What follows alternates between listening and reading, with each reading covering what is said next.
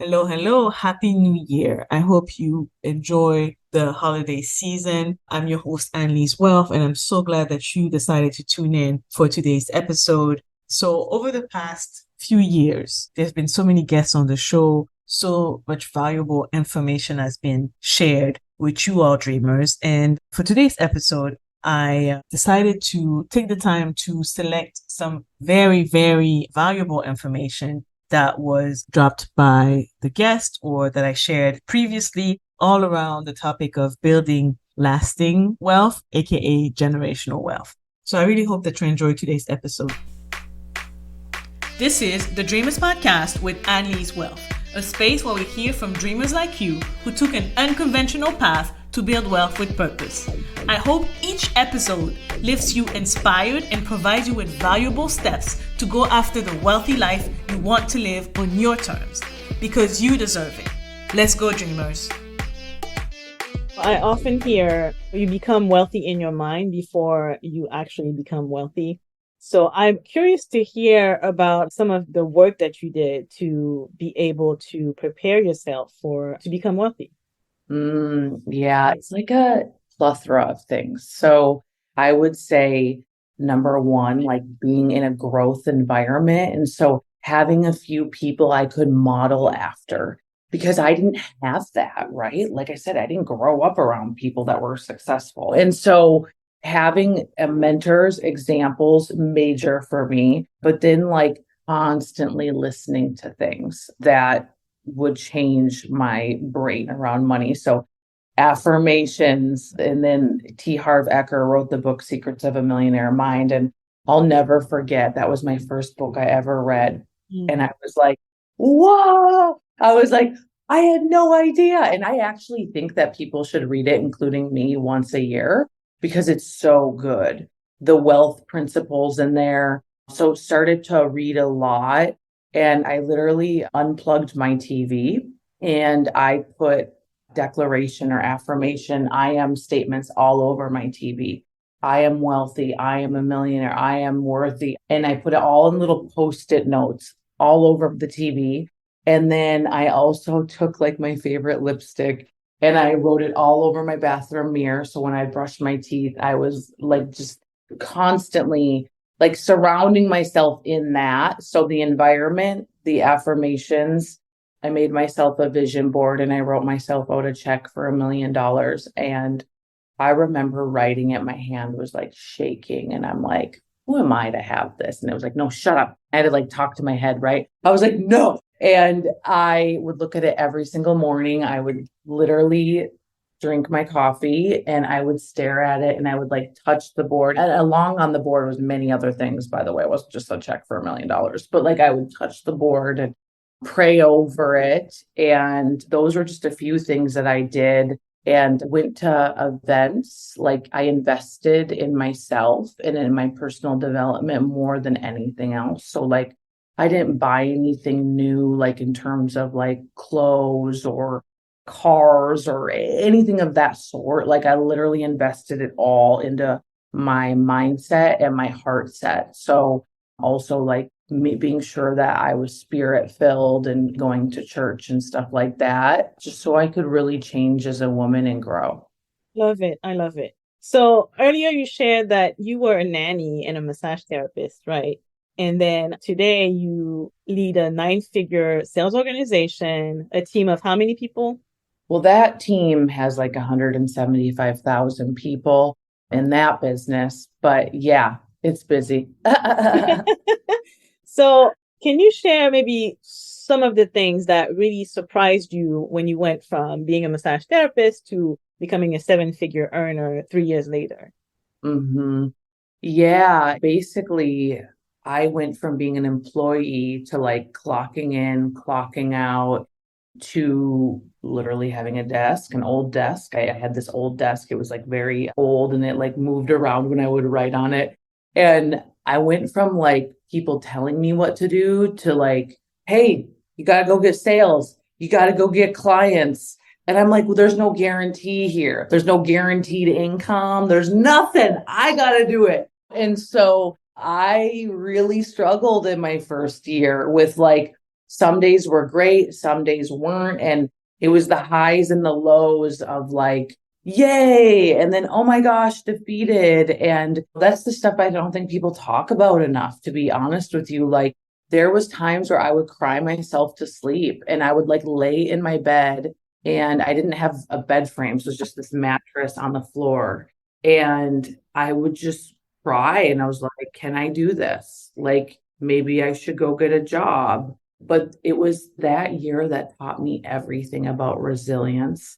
And it also like helped me learn skills, because there's skills in this, right? There's skills in selling, there's skills in communication. And if it wasn't for all those hard times, I wouldn't be as skilled as I am today. And it taught me everything that now I feel like I could go into any environment and do well because I learned through every step of the way.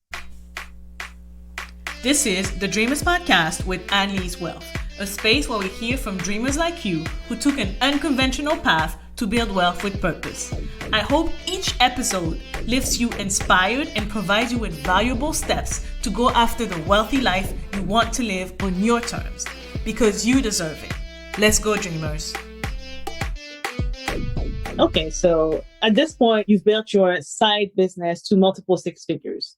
So she has a multiple six-figure side hustle. It looks like she's investing in other areas, but she still has a full-time job. I would love for you to talk about why you still have a full-time job. Striving to be able to not only set myself up, but also set my family up. And I always tell people, once you hit $100,000, you'll realize that, oh, it's nice to have, but it's not that much money. Once you hit $2,000, it's nice to have, but it's not that much money. We know within this society, it takes money to actually do things. So as my income grows, I'm just using the money as a vehicle to put into real estate to make me more money, to put in other business ideas. Virtual assistant is just one business for me. I have multiple ideas that I would like to execute on that will create more passive income for me. So that is the ultimate goal. I still have my 9-to-5 because it's my investor. It helps me invest into other things that make me more money. Love it. This is the Dreamers Podcast with Anne-Lyse Wealth, a space where we hear from dreamers like you who took an unconventional path to build wealth with purpose. I hope each episode lifts you inspired and provides you with valuable steps to go after the wealthy life you want to live on your terms, because you deserve it. Let's go, dreamers. Your vision, what you dream about, what you think about, comes from what you do every day, what you consume. If I'm consuming podcasts about business, if I'm watching television about business, if I'm reading books about business, that opens up my mind to dream bigger. And those dreams and those visions spur my actions, and my actions determine where I'm actually going to go.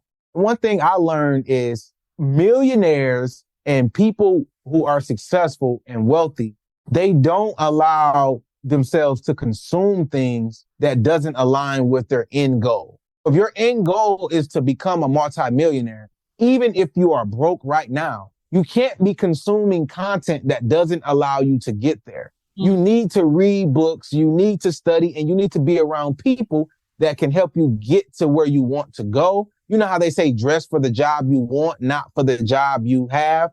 You have to think and act for the career you want and the network you want, not for the net worth you have. Because where you are at today is based on the decisions you made last year, not the decisions you made last night. The decisions you make last night are going to propel you next year where you're going to be at. So yes, you do become a millionaire internally in your mindset and your actions before you actually start receiving the money. And that's good, because if you receive the money before you actually become a millionaire internally, you're going to lose it and you're going to blow it. We see this happen with athletes, entertainers, people who win the lottery. It happens every single day because your mind and your money has to be aligned in order for you to keep it. I read this in a book, and I'm going to try to explain it the best way I can because it changed the way I looked at money. You never go above or below your level of money, your self-concept and level of money. Right now, you've been a CPA, you're a journalist, you're financially literate. Let's say you lose everything. You're going to start scrambling. You're going to work 10, 20-hour days to get to that level back to where you were once at. But once you get to that level of your self-concept, you're going to become comfortable because that's where you're at. But let's say you get $100 million tomorrow. That's so above your level of self-concept. You're just going to start blowing the money. You're just buying anything, Birkin bags, just paying for everybody to go on trips and all of this. Your level, you never go above or beyond 10% of your level of self-concept. When you go above it, you start splurging and spending the money. When you go below it, you start scrambling and hustling to get back to that level. One of the things you do in order to make yourself ready to receive the money is you have to continue to feed your mind and study and be around people and be comfortable with having that amount of money. Let me give you an example. Love that. The first time I made an investment and I made about $30,000 or $40,000 just from an investment out of the stock market, made a good investment. It went up. I made about $40,000. One of my mentors was like, don't spend that money for 6 months. Just let it sit in the bank. And I'm like, why would I do that? This was probably in like 2019. I'm like, why would I do that? What are you talking about? And he was basically trying to train me on this whole concept I'm saying. If I get used to having 50, 60, 100,000 in my bank account, then my level of self-concept is going to go up. But because I wasn't used to having that type of money, my first initial thing to do was to go scramble and buy something and buy this and buy that. Now, if I have $100,000 in the bank, it's a normal day. But most people, if they get that type of money, instantly are going to start thinking about scrambling and spending that money and blowing this, and they're going to become very friendly, and they get all these new cousins and friends, and they got an entourage. And we see it every day with rappers, with athletes, with people who blow their money is because one day they was in the hood or one day they was in college. They're good at playing basketball. And because of that, now they got $100 million contract. Their level of money has not risen, not one bit. You see that with people who win the lottery too, right? It's such a great point. You have to elevate in terms of what you know about money and wealth so that you can be a good steward of that money. This is the Dreamers Podcast with Anne-Lyse Wealth, a space where we hear from dreamers like you who took an unconventional path to build wealth with purpose. I hope each episode leaves you inspired and provides you with valuable steps to go after the wealthy life you want to live on your terms, because you deserve it. Let's go, dreamers. I started investing in 2020 during COVID. I always knew I wanted to invest in real estate, like from childhood. I already knew, and I've been inspired, and I kept reading about it when I came here. There were so many resources. I'm a reader. I like reading. I was a loner the whole time. So back home, I would go to any library, nearby school library, and just take books and read them just because I want to read, not just to escape, but it's not like I want to read them for fun. So I would read books, and I'll come across the different books about wealth and stuff, and I'll read them. But when I came, I already had a bunch of knowledge about stuff that I didn't even need because I just randomly read stuff. But when I was looking for a job, I knew that eventually when I get a job, I'm going to start investing, right? So what I did was put myself in places where I can access these resources, free networking events, free YouTube, like YouTube University. Go and just put real estate. You see a lot of people talking about what they do, how they achieve. So I've met a lot of people through like networking events that are free, and I'll just go there, talk to a bunch of people. I'll go on YouTube and check Bigger Pocket podcasts, join those and listen to people, listen to different people. So I already have been doing my research before I even started investing. So before I even got a job. So what I did was read these books that people are suggesting. So I did not reinvent the wheel or anything. I just repeat what people are doing. So 2019, I got a job with the CDC, and I'm already in Georgia. I moved to Georgia. I got a job with CDC, and 3 months into the job, I was like, I think it's time now. I've saved $10,000. Like, I've never heard that kind of money. I was so excited. So in all my research, I always hear people say, oh, contact the local banks, contact credit unions, your local banks and all that, right? So I did exactly that. So me being in Illinois, because that's the only state I know, because I've just moved to Georgia then. So it's like, okay, I cannot afford houses in Georgia. Let me go back and look at where I used to live and close by there. So I kept going. Every city by where I lived was higher. I kept going all the way to the little cities, right? The smaller cities. And then I was like, okay, I think I can afford this area.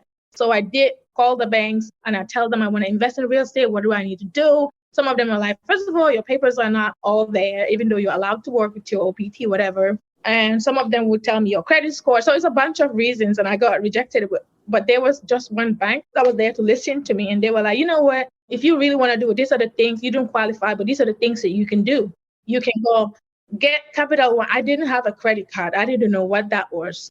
My scholarship at the university was a work scholarship. I do data analysis for the university and they waive my tuition fee and they give me $1,000 stipend. So with the stipend, I pay my room fees and all the little things and insurance and all that. So I'm left with like $100, go to Walmart, buy groceries. That's it. Repeat for the whole 2 years. So I never knew anything about credit cards or how important it is to someone here in the US, especially. So I didn't have, they were like, okay, so the bank, so I guess they go get a credit card, Capital One, at least get 2. You work for CDC now, go join the credit union and build your credit. Maybe get a secure card. I didn't even get a credit card when I applied for CDC. They asked me to do a secure credit card, put $300 down and then pay it off, use it and pay it off until 6 months. So I did all of that the bank suggested. I was like, you know what? I can't wait this long. I went ahead and did it. So I called them back and I said, I did everything you guys said, but I can't wait. So what I did was I went and looked for a property. I didn't stop. I didn't let that discourage me. I kept looking for properties and I just analyzed them just for fun, just analyze. So I saw this property that was like 52, it was a triplex, 52,000. The seller was going through a divorce and they wanted to sell. They're desperate to sell. And it needed work, but I didn't know that at the beginning. They told me on paper that it's going to cash flow $2,000 because the rent are so and so and so. They gave me the rent roll. They gave me everything. So I was like, presented to the bank. I was like, these are the numbers. And I have 10,000 saved up right now. No matter what, I could put 8,000 down on closing costs and everything, 10 grand. I think this will work. They were like, okay, send all the documents. They were like, okay, we'll call you back. And then they called me back and said, okay, we'll take a chance on you. And they did. And the rest is history. So that's how I started. I later found out so many issues were wrong with the house, but I ended up going through. It taught me everything that mostly 90% of the things that could be wrong in a deal, property. But me going through that process, I learned a lot and it's brought me to where I am right now. Now the property costs for close to $2,000 a month every month and it's on Section 8. And it's appraised for higher. This is the Dreamers Podcast with Anne-Lyse Wealth, a space where we hear from dreamers like you who took an unconventional path to build wealth with purpose. I hope each episode leaves you inspired and provides you with valuable steps to go after the wealthy life you want to live on your terms, because you deserve it. Let's go, dreamers. I calculated my net worth for the first time, like January 2017, 5 years ago, and it was negative. And I was like, what the heck? What are we going to do about this, Jacent? I don't know, Jacent. We need to figure it out. And so I'm having this conversation. Yeah. So your net worth literally is your assets minus your liabilities. The things that you own, if your car is paid off, you own your car. The things that you own versus what you owe. So if you have a mortgage out on your house, then that potentially falls into an asset that you have negative depending on what you own. If your house is paid off and you don't have any debts or your debts are less than what you own, then you have a positive net worth. If you owe more than you own, you have a negative net worth. So I owned my car. I owned my laptop. Like there's some things in my home that are valuable, but for me, my net worth was negative about $70,000 with my student loans and my credit cards and whatnot. And that's what really was one of the wake up calls for me, because I was like, wait a minute here. Like, if this is where it's at right now, I'm only 26, bruh. What's it going to be if I don't do anything about this? I think it's probably supposed to be positive. I think we would like for it to be positive. So that was clarity for me. I think a lot of people would be scared if they were to confront the reality of their financial situation. And that's why a lot of the times people seek my services out or my support, is because they need support in being able to look at things and not be overwhelmed and run in the opposite direction. But then that was like, okay, if I'm negative, and what would I like? I would like to be in the positive. Mm-hmm. Cool. Where are we at right now? I'm not really managing my money. I knew managing my money had to happen in order for me to hit my goal. And I knew I wasn't making enough because, like, how much did I make? I got my tax return situation and I was like, I made $17,800. I looked it up, just above poverty level. I was like, that's probably not good. And then I was like, okay, we got to figure something out here. We know that if we want, because I made a deadline. I said, I want to pay off this debt, but I would like to, in a perfect world, pay this off before the time I'm 30. I was 26 going on 27 at the time. So that gave me about 3 years. I divided the amount, 70,000, by 3 years, divided that by 12 months. That gave me a monthly amount that I needed to pay down on my debt in order to hit my goal. Like I said, I break things down and make them real palatable. It's literally what I did in my own journey. Now, I wasn't making enough to pay that stuff down. So yeah, that was my next question. The numbers were not numbering. The math was not mathing. It did not make sense logically. But there's a difference between eyesight and how you interpret what's in front of you, and mind sight, which is how you imagine and how you interpret what could be possible for you. So what happens is children are really great at mind sight. It's that as we get older, we get so focused on what's right in front of us and what's logical and logistical and makes sense that we forget about mind sight. So it's having a good balance, because I had to know, girl, right now, it does not make sense. But what would make sense is if you were to learn how to earn $2,000 more a month, which sounds crazy, I'm sure, to some people. It sounded crazy to me, but I was like, if I can make $2,000 more a month and I could pay off this stuff, then I can travel around the world and be borderline bougie. I really want that. That's what I want. So then it became managing my money from March 2017. Boy, it was rough. And you have to know when you're going to start managing your money, it's not just going to be like perfect puzzle pieces coming together. It takes time to build the muscle and the habit and the skill of managing your money. Most people just want to give up after 2 weeks or after 30 days. It's going to take you at least 3 to 6 months just to get the hang of understanding how to budget and manage your money. So I spent from March 2017, probably till about September or so of 2017, learning how to manage my money, starting to track what I was paying on my debt, starting to track what I was spending on a monthly basis, starting to project and decide what I was going to spend on in a month. I started selling things, which helped to create my first emergency fund. And then I was applying for all of the jobs. Literally, I don't know if you guys are going to get the exclusive. No, I literally think I applied at the strip club, not to be a stripper. To be a bartender? I live in Las Vegas. I wasn't applying to be a stripper. Okay. I'm going to let the record show. I don't think I've ever told this part to anybody, but it was like for the call center in the back. They have like a call center? Huh.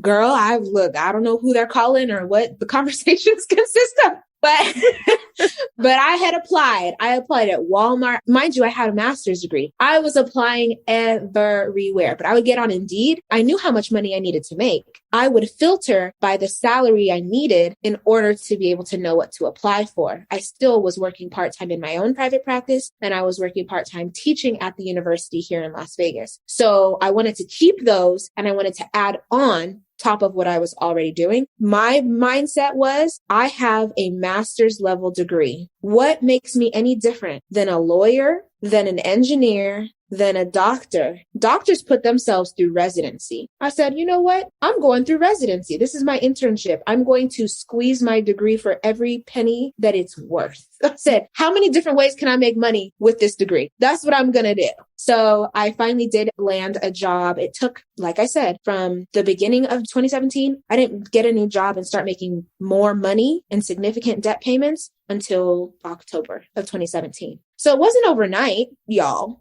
Okay. It wasn't something that was just like wave a magic wand. No, I used to live by myself in an apartment, living my whole best life. I moved in with my best friend. She was gracious enough to allow me to move in with her. There was a lot that went into it, but now I get to do whatever I want. So I'm cool with it. This is the Dreamers Podcast with Anne-Lyse Wealth, a space where we hear from dreamers like you who took an unconventional path to build wealth with purpose. I hope each episode leaves you inspired and provides you with valuable steps to go after the wealthy life you want to live on your terms, because you deserve it. Let's go, dreamers.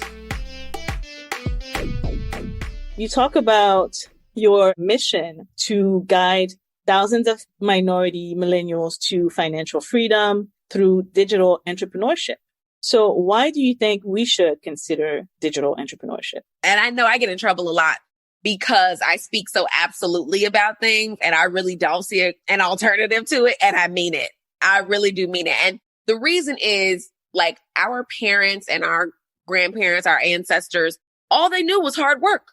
All they knew was labor because they didn't have a choice. That's how America works. And you have to work hard and you have to, partake in back-breaking labor, and you have to work sun up to sundown in general, let alone if you want more for yourself and more for your family, then hard work equals success. And I discovered that that's false. It's just not true. The people with the most money work the least. Think about your own job and your own life at home. Your boss does the least amount of work. It's those people beneath him or her who are the ones who are the first in the office and the last to leave and working on the weekends. And I don't have time for all of that. So once I just uncovered the scam of, hard work and that was perpetuated by the wealthy as a way to control those underneath them, I just said, no, ma'am, that's not going to work for me. So when I look at a business venture or an idea, I genuinely try to figure out what is the easiest way I can get this done? What is the path of least resistance? How can I make the absolute most amount of money and the largest impact by doing the least amount of gritty, hard labor? So digital entrepreneurship is the wave. It will always be the wave for me. I am a drop shipper. That is my number one favorite business in life because I can run a full throttle 6 or 7 figure e-commerce business from my iPhone anywhere on the planet at any time, 24 hours a day, 365 days a year. I don't know what's better than passive income. I don't know what's better than waking up to more money than you went to sleep with. And then social media marketing is the other thing I teach through Instagram. I make tens of thousands of dollars every single month from Instagram, not because I'm a genius or rocket science or cool or have a marketing degree or anything, just because I'm leveraging the power of social media. So digital entrepreneurship is it's the love of my life. So I'm going to challenge you on this a little bit. Please. So we're talking about our bosses in general working less than, their employees. And I totally agree with that. But to get in that seat, right, you do have to put in the work up front. 100%. Okay. Because I don't want listeners listening to this. No, 100%. And I'm glad that you are allowing me to clear that up. 100%. In the beginning, it's time to get in the trenches. It is time to glue yourself to your computer. I mean, I can sit at my computer for 14 hours. Don't get me wrong. Glue yourself to the desk, glue yourself to the library, glue yourself to those courses and those mentorships and those programs. 1,000,000% undoubtedly, you need to be in the trenches in the beginning stages of your business. What I'm saying, though, is you don't have to stay there.